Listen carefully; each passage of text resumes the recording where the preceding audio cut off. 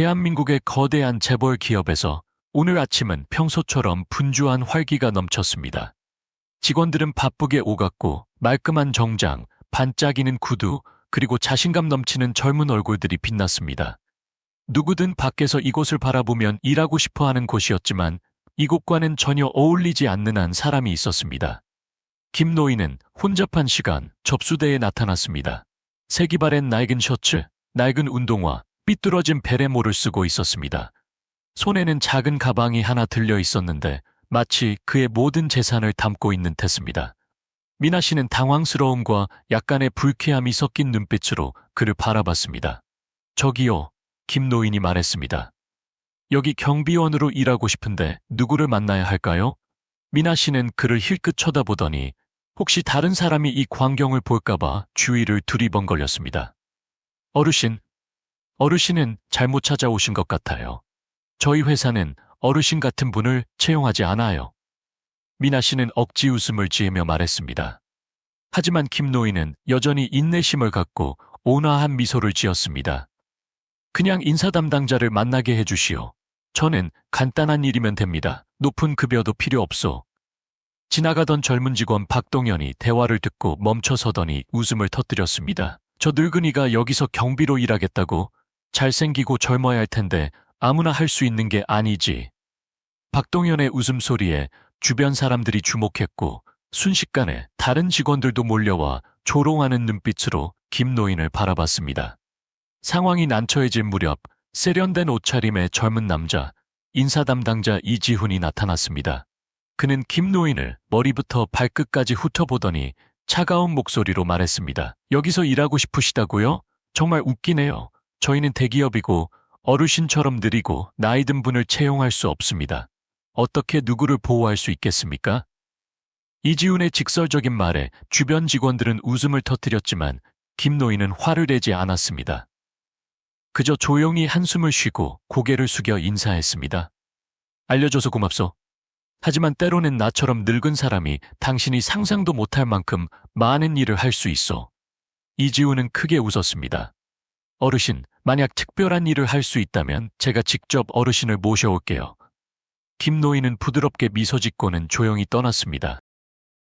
하지만 문 밖으로 나가기 전에 그는 의미심장한 말을 남겼습니다. 곧 알게 될 거요. 때로는 겉모습으로 사람을 판단하는 것이 가장 큰 실수라는 것을. 김노인이 떠난 후 회사 분위기는 다시 활기를 찾았습니다. 젊은 직원들은 이상한 노인이 일자리를 구하러 왔던 일을 시끌벅적하게 이야기했습니다. 진짜 어이없네. 저렇게 늙고 허름한 사람이 대기업에서 경비로 일하겠다니. 아마도 여기를 가난한 자가 한 번에 하늘로 올라갈 수 있는 동화 속 세상이라고 생각하나 봐. 이지훈은 큰 소리로 웃으며 자신이 옳았다고 확신했습니다. 우리는 저런 사람들이 회사의 이미지를 망치게 할 수 없어.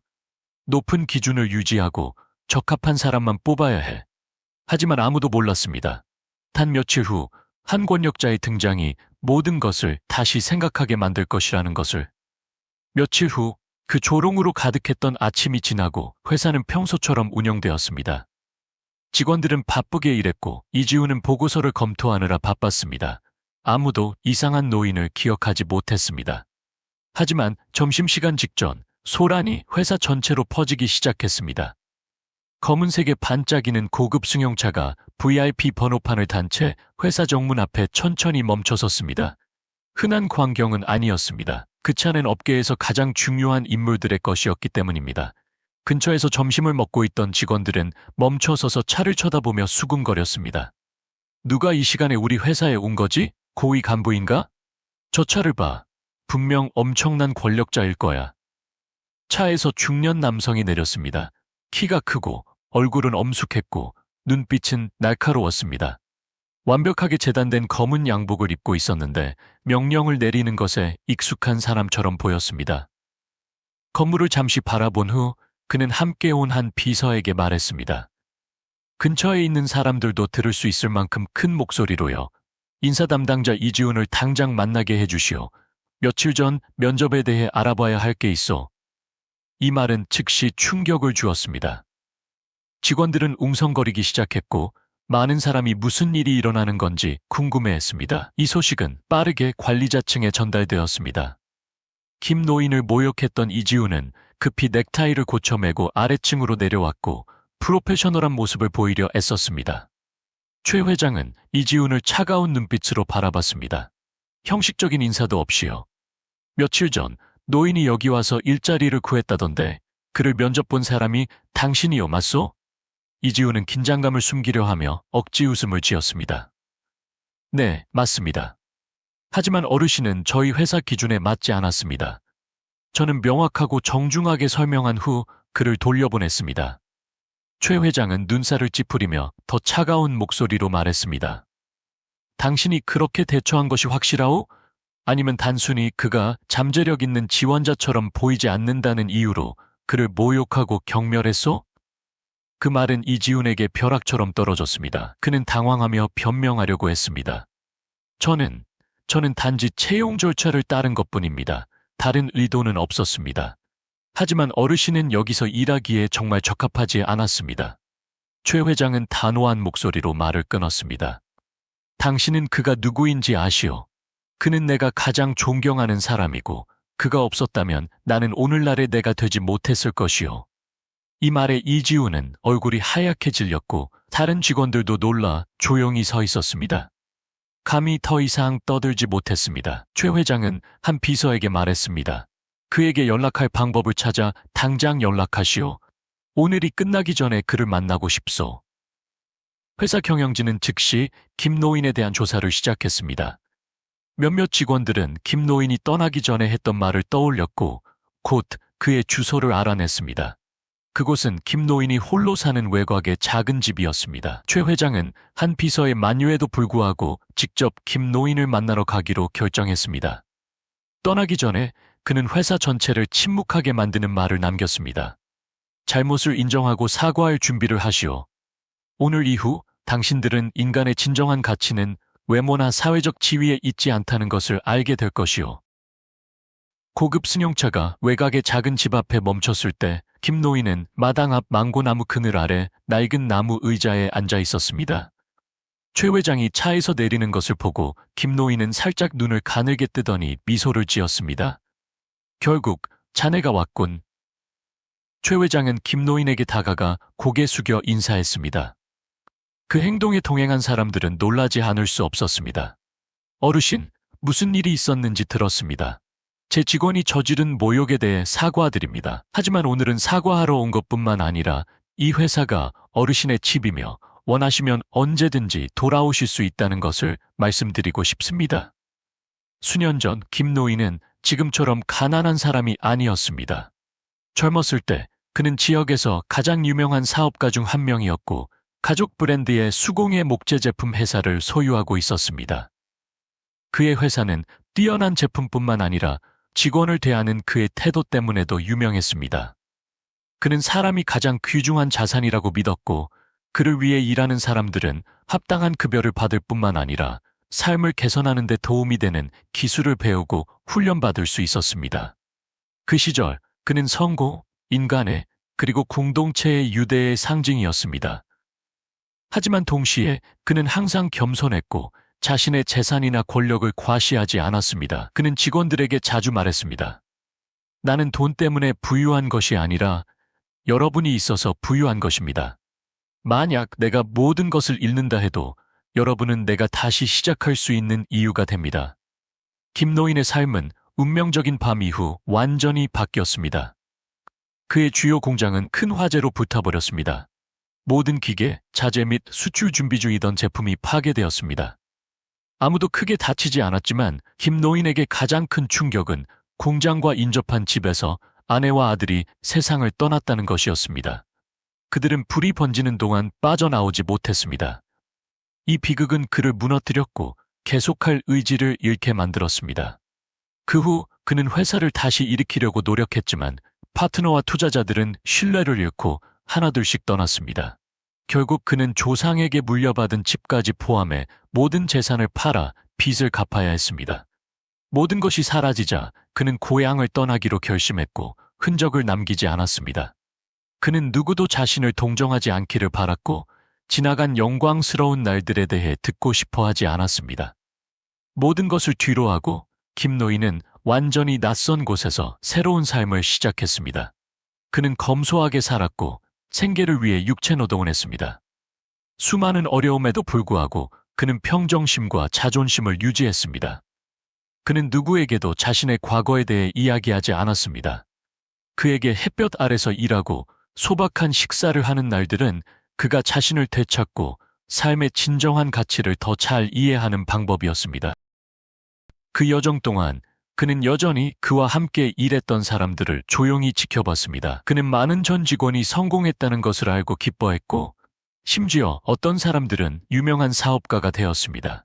그중 한 명이 바로 지금 그의 앞에 서 있는 최 회장이었습니다. 최 회장은 과거 김노인의 공장에서 일했던 가난한 젊은 직원이었습니다.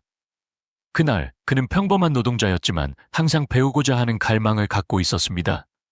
김노인은 그의 잠재력을 발견하고 그를 관리자로 승진시켰으며 비즈니스 지식을 더 많이 공부할 수 있도록 장학금을 받도록 도왔습니다. 공장이 불탄 후 그 젊은 직원은 김노인을 도우려 노력했지만 회사의 붕괴를 막을 수 없었습니다. 그는 떠났고 김노인에게서 배운 교훈을 가지고 성공적인 경력을 쌓았지만 마음속에는 항상 은인에 대한 감사함과 언젠가 그에게 보답할 수 있기를 바라는 마음을 갖고 있었습니다. 그리고 김노인이 자신의 회사에서 모욕당했다는 것을 알게 되자 그는 그 사실을 받아들일 수 없었습니다. 나무 아래에 앉아 김노인은 최 회장의 이야기를 들으며 가볍게 미소 지었습니다. 자네는 여기 올 필요 없네. 나는 자네 직원들을 원망하지 않소. 그들은 자신들이 옳다고 생각하는 일을 했을 뿐이고 나는 그저 그들이 겉모습보다 더 중요한 것을 깨닫는지 보고 싶었을 뿐이요. 최 회장은 고개를 숙이고 단호한 목소리로 말했습니다. 어르신, 저는 이렇게 끝낼 수 없습니다. 어르신이 경비원으로 돌아오시는 것이 아니라 고문으로 돌아오시길 원합니다. 어르신의 존재는 모든 직원들에게 큰 교훈이 될 것입니다. 다음 날 아침 회사에서 이상한 광경이 펼쳐졌습니다. 고급 승용차가 정문 바로 앞에 주차되어 있었고 차에서 내린 사람은 다름 아닌 며칠 전 떠났던 김노인이었습니다. 그는 이제 세련된 정장을 입고 있었고 얼굴은 밝게 빛나고 있었습니다. 그를 조롱했던 직원들은 어리둥절해하며 서로를 바라봤습니다. 김노인을 모욕했던 이지우는 입구에서 꼼짝하지 못하고 있었고 얼굴은 창백했습니다. 그는 자신이 경멸했던 사람이 그렇게 위험 있는 모습으로 나타날 수 있다는 것을 믿을 수 없었습니다. 최 회장은 김노인 옆에 서서 모든 직원 앞에서 발표했습니다. 오늘 여러분에게 아주 특별한 분을 소개하고 싶습니다. 그는 제 은인일 뿐만 아니라 이 회사의 창업자 중 한 분입니다. 강당 전체가 웅성거리는 소리로 가득 찼습니다. 직원들은 자신의 귀를 믿을 수 없었습니다. 이지우는 더듬거렸습니다. 저분이 창업자라고요? 최 회장은 이지훈을 똑바로 바라보며 차가운 목소리로 말했습니다. 맞소. 그리고 그가 없었다면 이 회사는 존재하지 않았을 것이오. 창업자가 자신의 직원에게 이렇게 대우를 받는다는 것은 정말 부끄러운 일이오. 사람들이 잠잠해지자 김노인은 침착하게 말을 꺼냈습니다. 저는 권력이나 돈을 요구하러 돌아온 것이 아니오. 단지 이 회사가 처음 시작할 때 나와 동료들이 세웠던 가치를 지키고 있는지 보고 싶었을 뿐이오. 안타깝게도 나는 옳지 않은 일들을 많이 보았소. 김노인은 이지훈을 바라봤습니다. 그의 눈빛은 더 이상 분노로 가득 차 있지 않고 실망감으로 가득 차 있었습니다. 당신은 나이 들고 가난한 사람은 존경받을 가치가 없다고 생각했어. 당신은 외모와 지위가 사람의 가치를 결정한다고 생각했어. 만약 그것이 사실이라면 이 회사는 내가 꿈꿔왔던 곳이 아니오.